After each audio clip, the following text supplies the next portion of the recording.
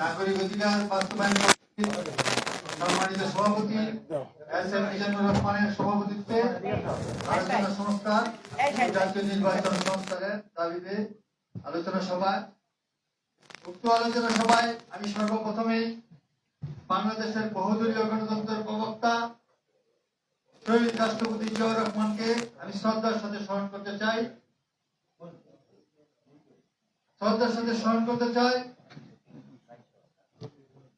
বহুদলীয় গণতন্ত্রের রূপের স্বৈরাচারী আন্দোলনের এবং 17 বছরের এই যে সংস্কারের পরিকল্পনার দাবি নিয়ে আমাদেরকে রাজপথে আন্দোলন সংগ্রামে যে সাহস জুগিয়েছেন ওনাকে আমি শ্রদ্ধার সাথে স্মরণ করতে চাই। আমাদের আগামী রাষ্ট্রনায়ক জনাব তারেক রহমানকে। আমি বেশি কথা বলবো না। আজকে সাংস্কৃতিক দলের পক্ষ থেকে আমাকে বক্তব্য দেওয়ার জন্য এবং হুমায়ুন কবির সরকারকে ব্যাপারীকে আমি ধন্যবাদ জানাই।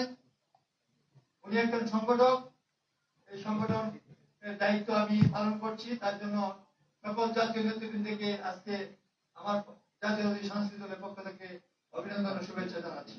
সংগ্রামী সাথী বন্ধুরা, আমি একটু আগে একটা কথা বলে শেষ করবো।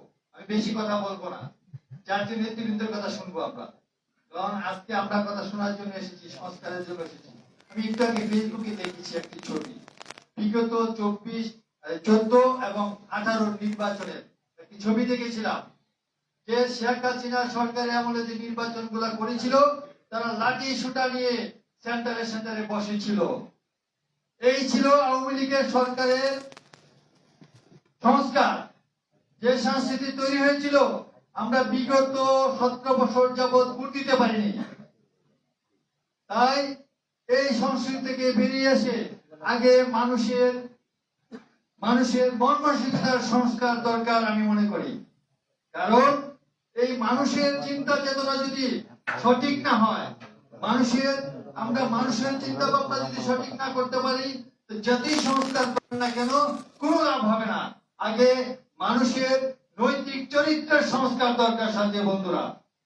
তাই আমি আজকে বেশি কথা বলবো না, কারণ আজকে আমাদের চরিত্র এত নিচে নেমে গেছে যে আমাদের জাতীয়তাবাদী যে চেতনা, শহীদ যে স্বপ্ন দেখেছিলেন, যে আকাঙ্ক্ষা করেছিলেন যে বাস্তবায়ন করবে, এই বাংলাদেশকে স্বনির্ভর বাংলাদেশ করবেন, এই আশাটা, এই স্বপ্নটা বাস্তবায়ন করতে হলে আমাদের জাতীয় নেতৃবৃন্দের কথা শুনতে হবে এবং আমাদের মন মানসিকতার চিন্তা ভাবনা বড় করতে হবে।